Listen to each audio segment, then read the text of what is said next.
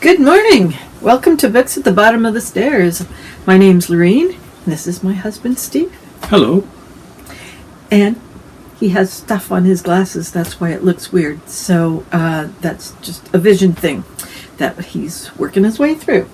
And we are talking about our annual trip to Lunenburg to buy books for Steve's birthday, which happens every August. And we visit Lunenburg Bound and Block Shop, which is a terrible bookstore name. I don't know why they've chosen that. They didn't ask me. Because it's in the old block shop. That's not a good reason. It's a sailing town, my dear. Well, what do you mean people bought blocks? It was where they made blocks for sailing ships. Oh, okay. Let's not just go there. We won't go there. Okay. So, anyways, it's a cute little bookstore, and it's down a small set of stairs, and it's all stone walls on the outside, and then you go underneath this deck to get to the door, and it's a really nice little bookstore, isn't it? Yes. And usually I have good luck buying books there, but I would say this last two times, not so much.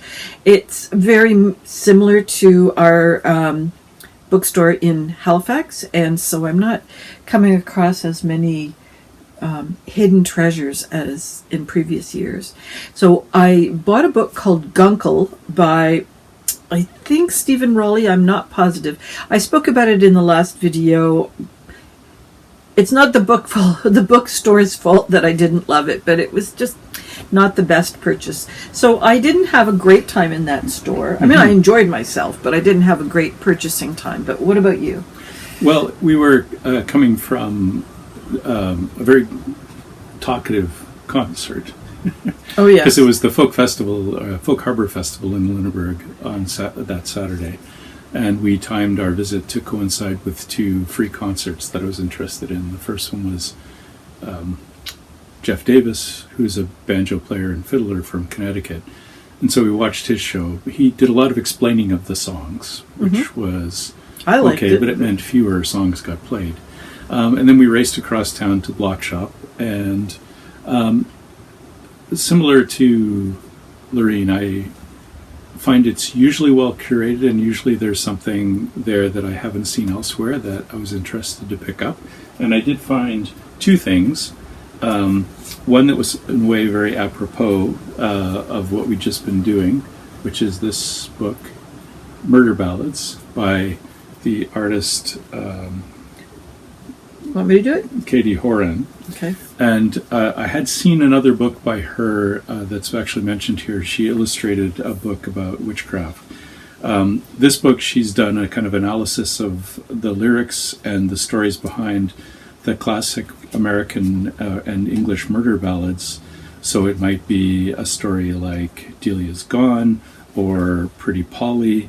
And in each case, she's provided a fairly definitive version of the lyrics, an illustration that gives us a flavor of a key moment in the story, like that was the dreadful wind and rain, and then talks a bit about the story around the story that's described in the murder ballad.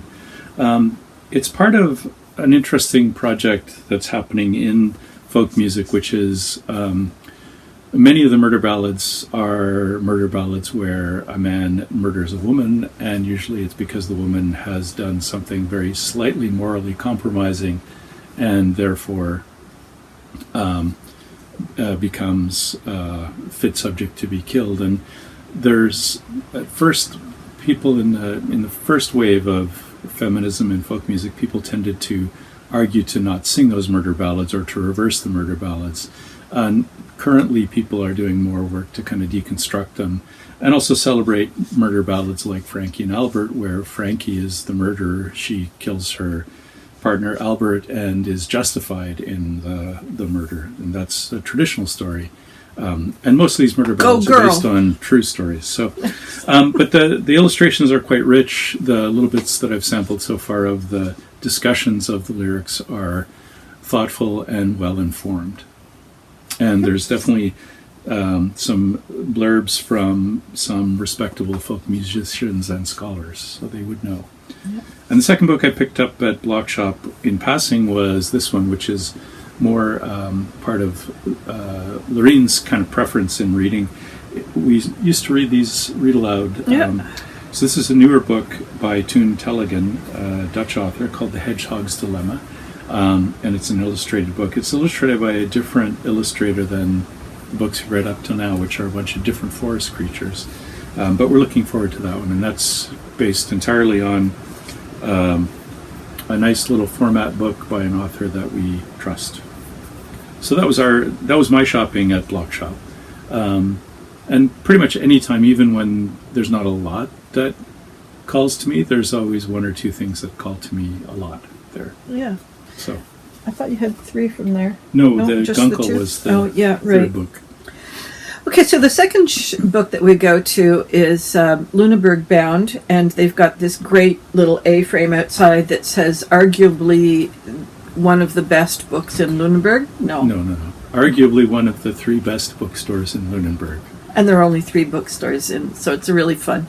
Across the road is a used bookstore, but she's only open by chance or in the evenings. She catches the evening trade, and we were there once last year with the kids, so we don't get in there too often.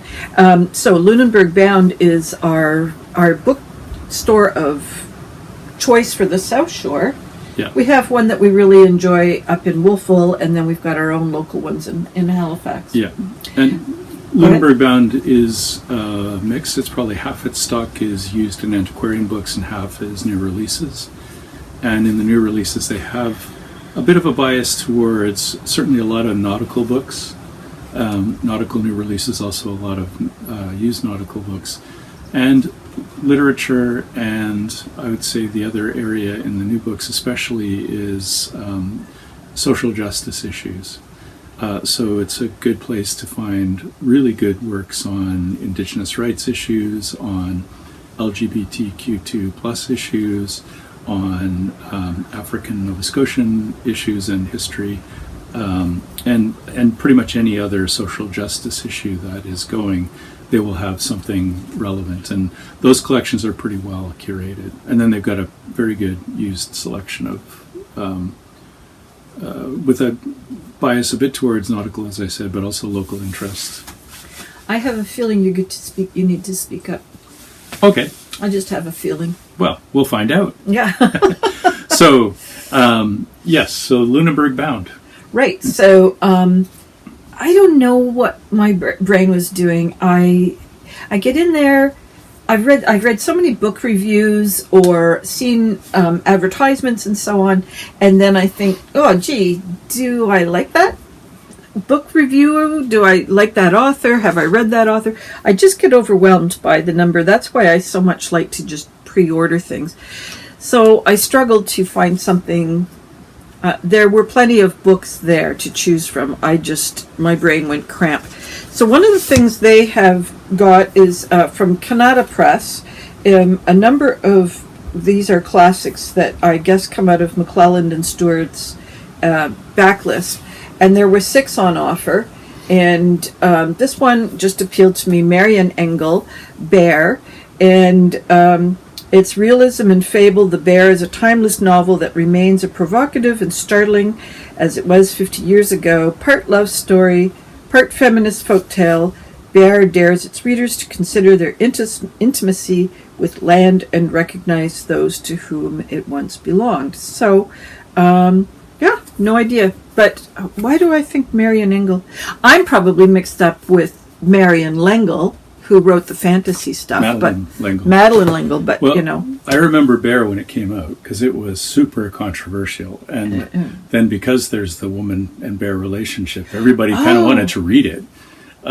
Is this the one where he pretends to be a professor?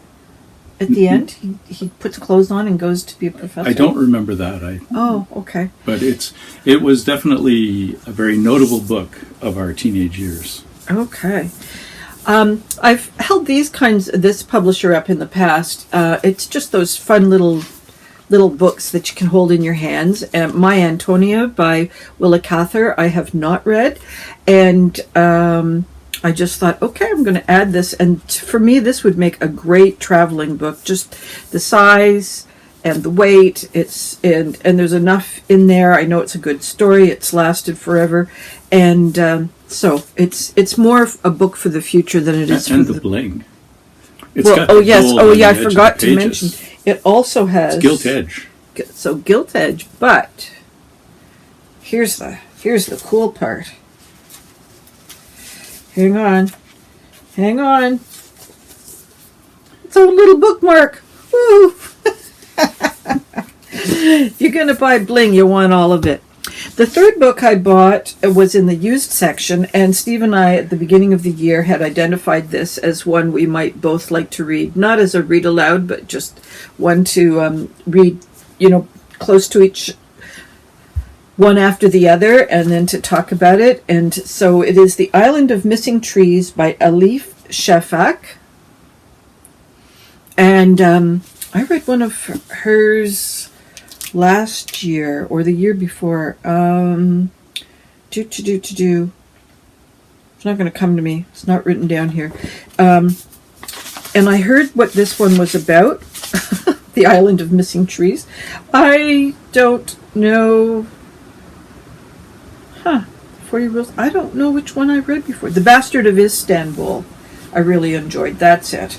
So here we've got two teenagers, a Greek Cypriot and a Turkish Cypriot. They meet at Taverno, and they end up falling in love with each other. It's an illegal love, and they, things happen. Decades later, they return, and it's a love story. It's a generational thing, and she's such a good writer. So I really don't know exactly what I'm going to get out of that book, but I'm just going to trust. Elif Shafak is a gold-plated author, in my opinion. Oh, okay. Everything is good. Okay. I've never been disappointed. Sometimes challenged. Okay. So Lorraine's got a weakness for the little Macmillan Classic bookshelf at the bookstores.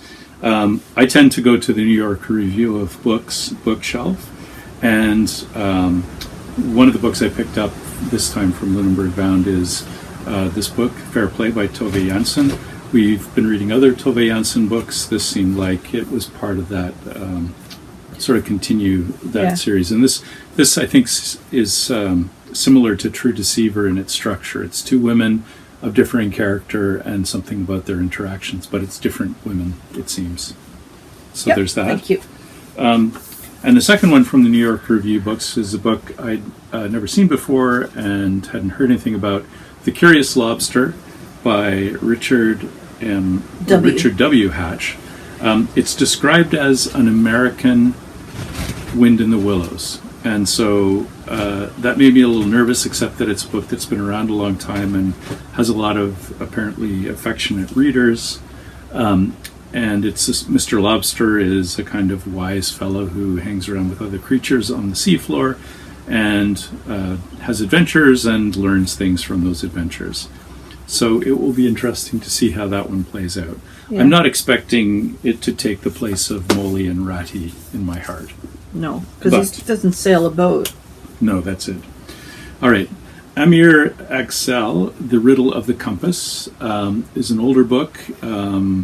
It was in the current nautical section.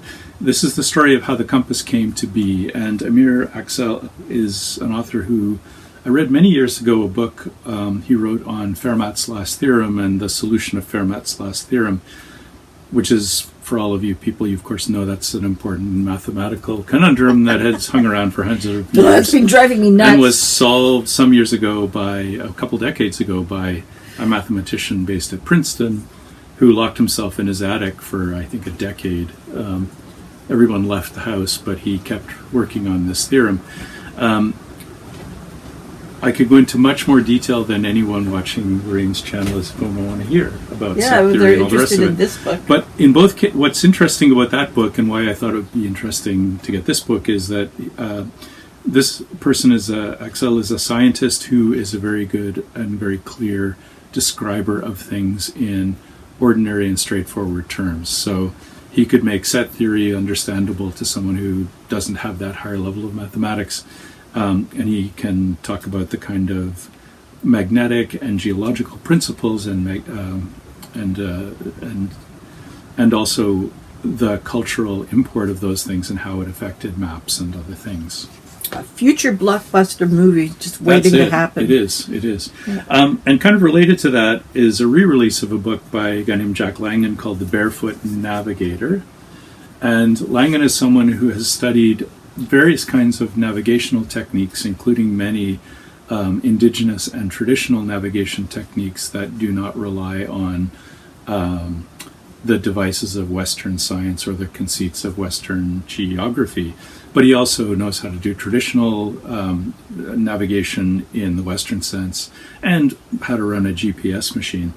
And this is a set of case studies in his learning and his deployment and teaching of traditional navigation techniques that include the South Sea Islander techniques that involve reading wind patterns and wave patterns, and but also looking for in the traditions of Western navigation, the non-scientific lore that supports a navigator knowing where they are on the surface of the ocean. So that'll be interesting because it's also mostly told from, unlike Axel, who is talking sort of like a 30,000 foot view, here's what the compass and its thing is all about. Jack Langen is somebody who does this stuff, so he's on the deck of the boat while he's talking about this. And then the last book is a controversial one. It's called How the Old Fella Done It. It's about building the Shelburne Dory with Milford Buchanan, who was the last builder at the Shelburne, Nova Scotia Dory Shop, which is just about 100 kilometers from where we are here.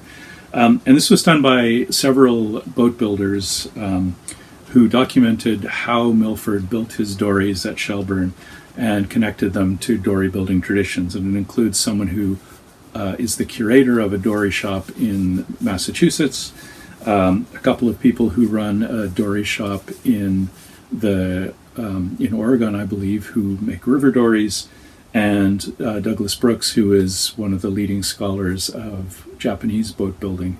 He's apprenticed to many traditional Japanese boat builders.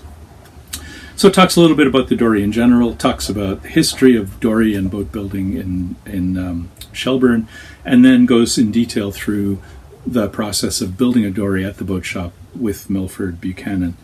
I say it's controversial for two reasons. One is that there's a pretty big rivalry between dories in Shelburne and dories in Lunenburg.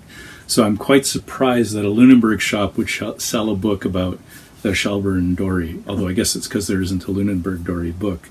There's also some really important things that are different between the two dories, that if you built a dory in Lunenburg, as actually I've done with a Lunenburg dory builder, they would tell you all the things that are wrong with the Shelburne dory.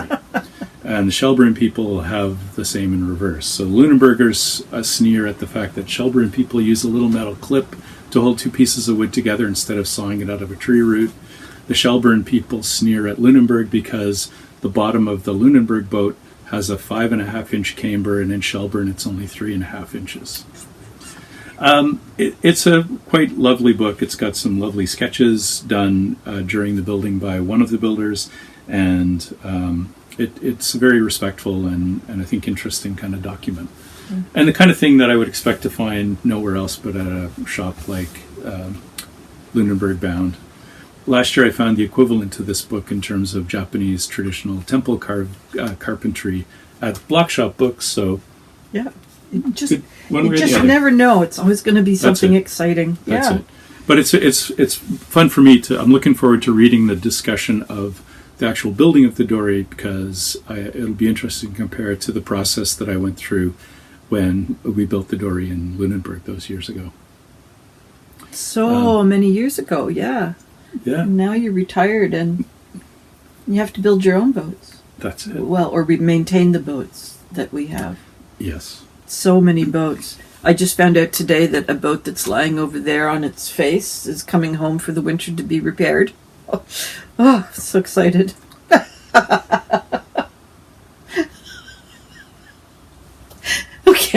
So have you read anything yet that you've purchased? I read the first parts of the Dory book that Okay. were talking about the culture and the background and the bit of the history. Right. And that was nicely done. I haven't read any of the other books yet.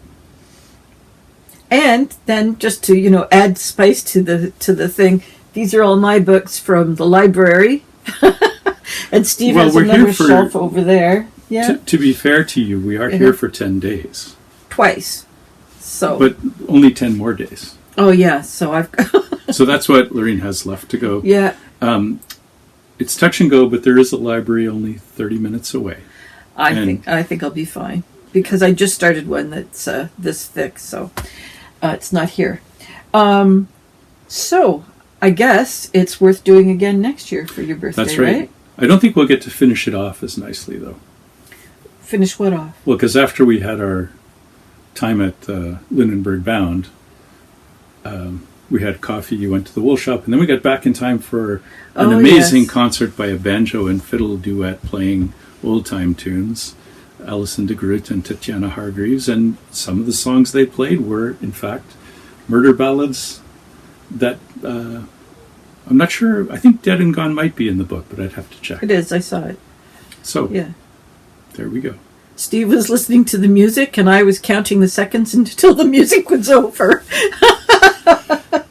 But we were sitting in different parts of the park, so he didn't hear me muttering below my breath. That's, let me see, if there's 40-minute performance and each song is 3 minutes long, that's going to be, okay.